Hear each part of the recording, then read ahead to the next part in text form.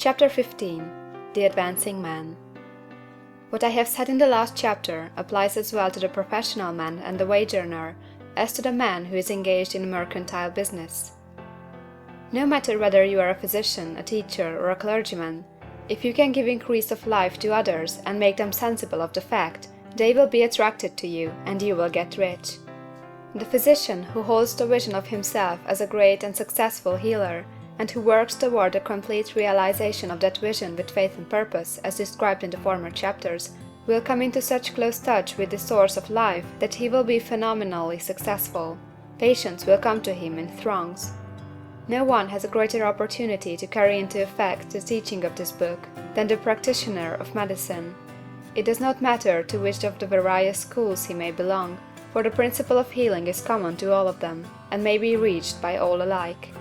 The advancing man in medicine, who holds to a clear mental image of himself as successful, and who obeys the laws of faith, purpose, and gratitude, will cure every curable case he undertakes, no matter what remedies he may use.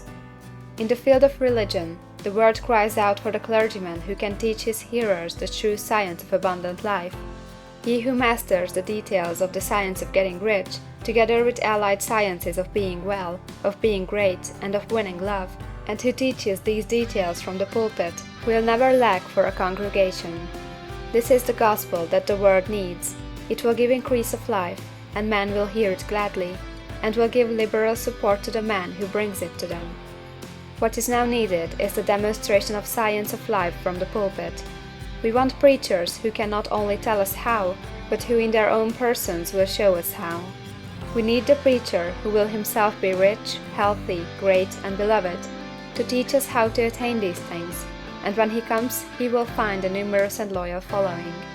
The same is true for the teacher who can inspire the children with the faith and purpose of the advancing life. He will never be out of a job, and any teacher who has this faith and purpose can give it to his pupils. He cannot help giving it to them if it is a part of his own life and practice. What is true of the teacher, preacher, and physician is true of the lawyer, dentist, real estate man, insurance agent, of everybody. The combined mental and personal action I have described is infallible. It cannot fail. Every man and woman who follows these instructions steadily, perseveringly, and to the letter will get rich.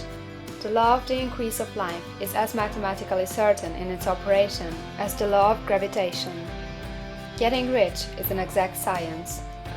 The wage earner will find this as true of his case as of any of the others mentioned. Do not feel that you have no chance to get rich because you are working where there is no visible opportunity for advancement, where wages are small and the cost of living high.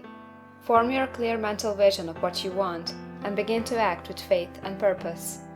Do all the work you can do every day, and do each piece of work in a perfectly successful manner.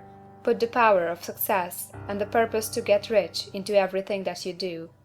But do not do this merely with the idea of currying favor with your employer, in the hope that he, or those above you, will see your good work and advance you.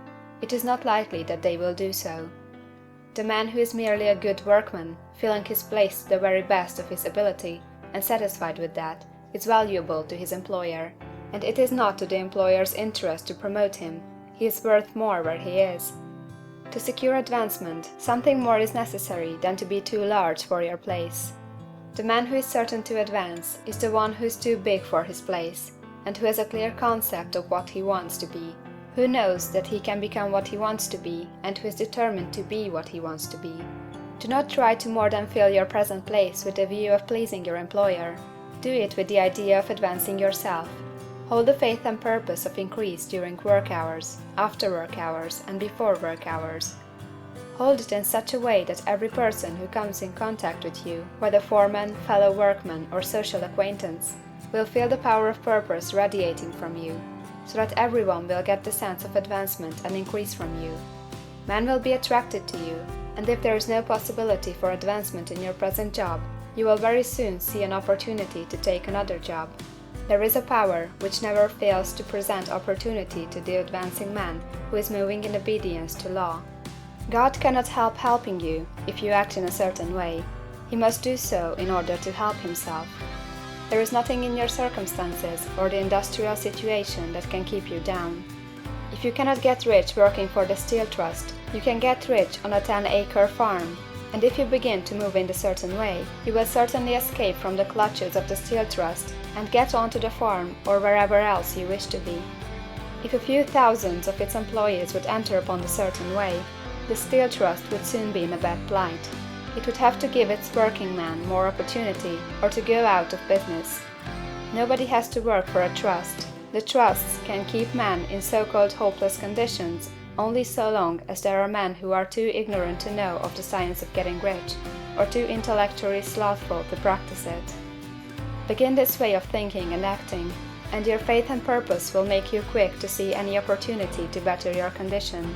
Such opportunities will speedily come, for the Supreme, working in all, and working for you, will bring them before you. Do not wait for an opportunity to be all that you want to be. When an opportunity to be more than you are now is presented, and you feel impelled toward it, take it. It will be the first step toward a greater opportunity.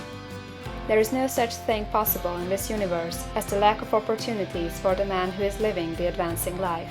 It is inherent in the constitution of the cosmos that all things shall be for him and work together for his good, and he must certainly get rich if he acts and thinks in the certain way. So let wage-earning men and women study this book with great care, and enter with confidence upon the course of action it prescribes. It will not fail. End of chapter 15.